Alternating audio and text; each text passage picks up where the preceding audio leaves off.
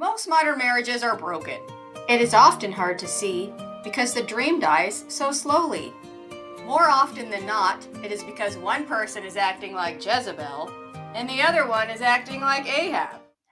In the Bible, Jezebel was an aggressive woman who used control and manipulation to get her way regardless of the cost. Her husband, King Ahab, was a passive man who tolerated her wicked behavior, so she grew to dominate him.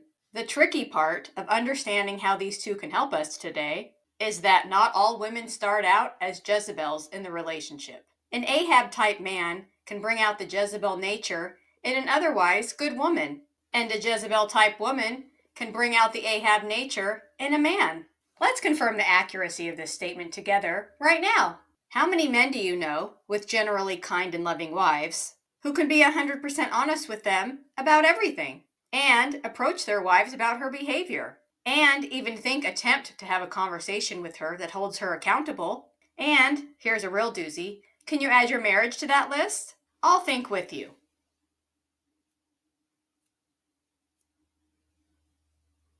All the people you know who didn't make the list likely have some form of Ahab-Jezebel relationship. A woman acting like Jezebel, if allowed, will do whatever she can to get her way. Some women will say whatever they need to say to protect their ego and not seem wrong. When a wife behaves this way, is her husband holding her accountable for her actions? Or is he behaving as King Ahab and remaining passive? It's in a woman's fleshly nature to want dominance and control. Unfortunately, a good woman is still capable of these things if her behaviors are not regularly called out by her husband. I speak from experience. A good woman is not necessarily trying to be wicked, it's just there in our flesh. Most men want to avoid conflict with their woman, not because they are weak, but because they are kind, loving men. Some avoid conflict because they think their only job is to love and protect her. Other men avoid it because they think conflict is only for enemies, and enemies only exist outside of the home.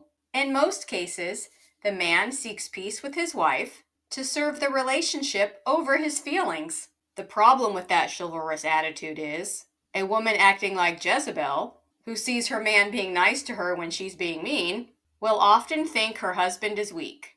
Additionally, that same fleshly woman, when her man doesn't do things her way, or as quickly as she thinks, will take matters into her own hands because he's not a good enough husband to handle things correctly. For a dominating Jezebel woman, the label not good enough can quickly spread to everything he says or does. She will strive to lead the family, saying it is because he is too weak. Jezebel had a very strong influence over her husband, as do most women today. Here's the question we should all ask ourselves. Did she know her behavior was as bad as it was?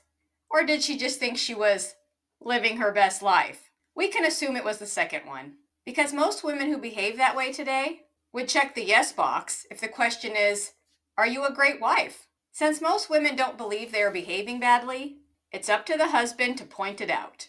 Unfortunately, Ahab feared Jezebel more than he feared God, just like many men are afraid to confront their wife about her behavior. This video is not to bash men or women.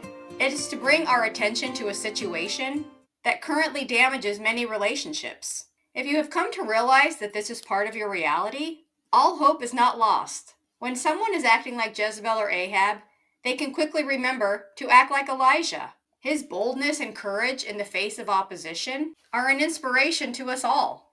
He stood with the Lord our God against darkness. His faith was strong. He was assertive.